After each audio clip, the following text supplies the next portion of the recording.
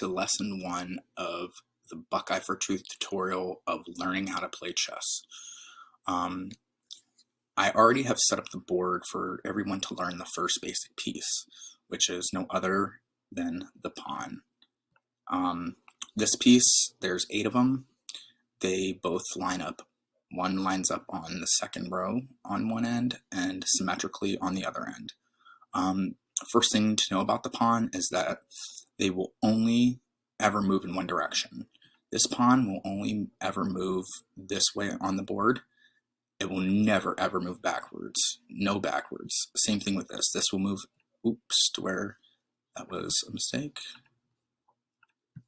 Same thing with this one. It'll only move in this direction, never backwards. Next thing you know is a pawn moves, there's that with that again, to where a pawn moves in basic vertical moves. So it will move one space at a time. If something is in its way, such as, let's say a pawn is here and a pawn is here, it cannot do it. It's stuck. It can't do anything. It can't hop over. It can't take its place. It's just stuck. And that's for any piece that's in front of the pawn. So I'm going to rewind this and then go over. When a pawn, any of the pawns are about to move in the game for the first time, it can move one of 2 ways. The first way is it can actually move 2 spaces. Okay? As long as it's allowed. As long as it's clear and there's nothing here or here, it can move 2 spaces. Or, on its first move, it can move 1 space. The important thing to note is that it can, after it moves for the first time, it can then only move 1 space at a time from there. No more 2 spaces. The 2 space option is only on its first move. So if, let's say there's a pawn right here. This pawn, oops, this pawn, for instance, could only, oops,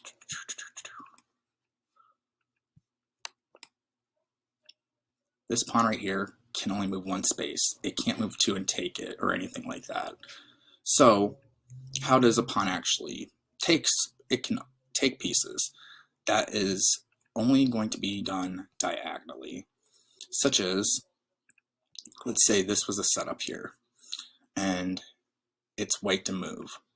White can technically take this pawn, and then this pawn in itself, or let me see if I can, this pawn actually, it doesn't have to take that pawn. It can move up if it wanted to, but it could take that pawn back. So let's see if white goes like this. Pawn could take that pawn, or it could, let's say it just moves up. And then this pawn decides to take here. This pawn took here. White screwed up. It kind of let the pawn on the other end. We'll get to what happens when a pawn gets to the other end of the board in a game. You basically get to make that pawn into whatever piece you want, except for the king. But that's for a different lesson. So let's go ahead and reverse. And let's go ahead and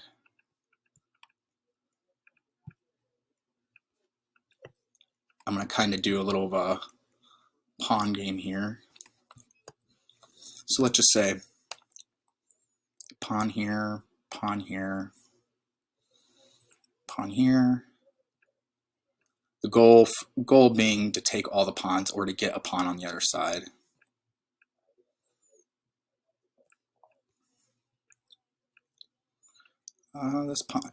This pawn doesn't have to take, so I'm actually going to put, oops, that was a mistake.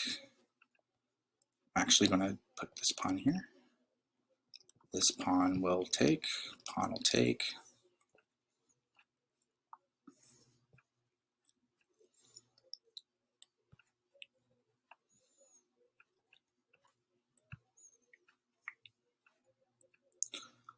Ooh, this pawn is going to push forward.